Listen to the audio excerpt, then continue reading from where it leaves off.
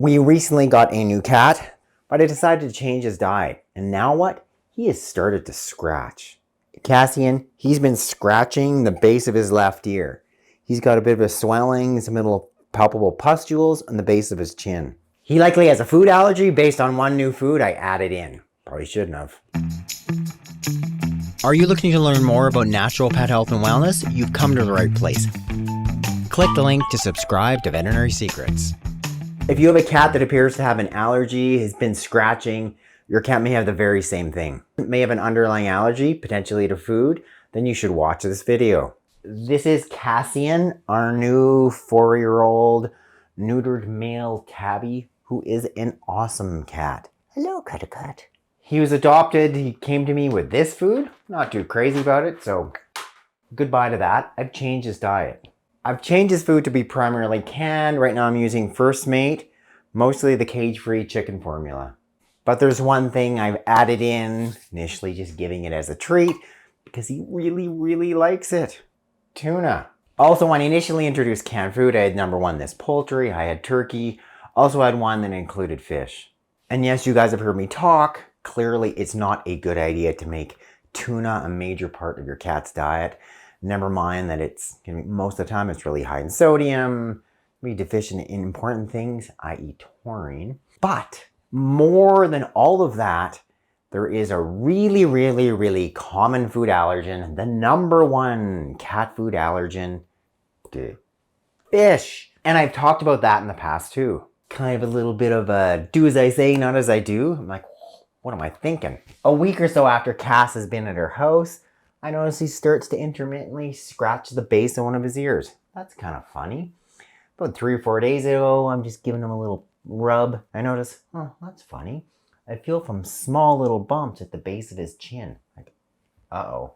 So if you look at the base of Cass's left ear, he's got a little red lesion, the side of his cheek, right down here, just at the base of his ear. And he's been scratching that. My son said, did Cass scratch himself? You did. Then I think you can see here in his chin. So right here at the base of Cass's chin, you can see a little red bump. And if you feel it, it's all nodular and bumpy. Cass wasn't doing any scratching at all when he was adopted. No history of any problem at all while he was in the animal shelter. Meaning something happened while he came here. I've looked inside his left ear, as well as his right. His ears are clean. There's no evidence of ear mites or anything like that. So anytime in practice, I would see a cat and there was a bit of a history of a diet change. All of a sudden, this cat has started to scratch his skin. Number one, and most importantly, especially when we're looking at a facial lesion. So he's scratching part of his face, where he's scratching the base of his ear. He's got some pustules at the base of his chin. The most common cause of that is a food allergy. He's also been thoroughly checked for parasites, and I've run the flea comb through him multiple times. It's always come up clean. And he was also treated at the SPCA prior to adoption. What are some of the signs of a cat that has a food allergy? Well, number one, more importantly, we're dealing with skin lesions, right? He's got a lesion on his face. The chin can be swollen, aka feline acne. Most important underlying cause of acne is an underlying allergy. You may see excessive grooming. And even though it's a food allergy, surprisingly, the GI signs, they're less common. But you can see vomiting. You can hear some stomach rumbling. There may also be diarrhea. There's an array of different diagnostic tests out there. They claim they can do blood, sometimes saliva, to determine whether or not your cat has a food allergy. Those tests are not accurate. And really, there's only one gold standard. That's doing an elimination diet. But I'm not there yet. I'm not about to do an elimination diet. I'm going to start it with something simple, pretty common sense for sure. These are like 5 main things I'm going to be doing. You can consider doing for your own cat if you're dealing with the same issue. So number one, first and foremost, no more fish. We're changing the diet. No more tuna. You got a cat that's scratching, just eliminate the fish. Be it in the form of something like tuna or be it in fish that's in their regular food. I'm going to put them on a single protein food and we're using the turkey formula. The 100%, it's just one protein, it's turkey. And cats seem to have less allergens, less allergic reactions to turkey. Number 2, an omega-3 fatty acid. The omega-3 fatty acids, they are great anti-inflammatories, and of all the different inexpensive and really safe supplements to give, they're probably one of the best ones for cats that have any type of underlying allergy. There are literally hundreds of studies in cats showing that these offer like a real clear benefit. So it makes sense. More than anything else, I'm going to get him on a good quality EFA supplement, decrease inflammation, decrease that allergic response, right? He's eating some type of food. It's triggering an abnormal immune response. The immune system is responding inappropriately, sending inflammatory cells into the skin. That's why he's been scratching the base of his ear. So he's got that swelling on the base of his chin. Yes, you could use salmon oil. There's other EFA supplements out there. I prefer krill, not only because it's our own supplement, but krill seems to really high levels of EPA, DHA, the anti-inflammatory essential fatty acids. Also, krill is virtually toxin-free, being the much higher up the food chain. Cass is gonna get a little bit of canned turkey so I can show you how he's gonna eat the cat food and the essential fatty acid supplement, because I'm gonna drizzle it onto the canned food. Oh, you lucky cat. Look at that. Krill for you. Krill and canned food. So based on the fact he really loves his canned food, he's also consuming the krill. Number 3, and this is the last thing I'm going to do for Cass while we're changing his food, giving him some EFAs. I'm going to treat the skin lesions topically with this guy, Dr. Jones's Skin Relief Balm. Get rid of all that redness.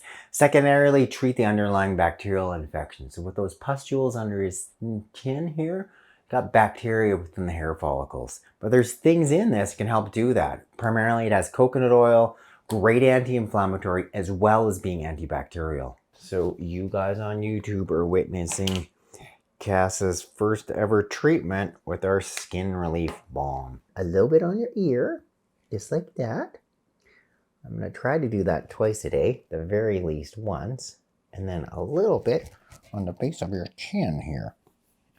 It's okay, look, Cass the cat. Yeah. There's a little Skin Relief Balm. What do you think of that? The other really nice thing about it, it's all natural. If Cass grooms himself and consumes it, it's completely fine. It is kitty cat. So there's nothing there that's going to hurt you. You're going to be getting that twice a day. I'm hoping in about a week, we're going to see a marked big improvement. So those are the first 3 things I'm starting with.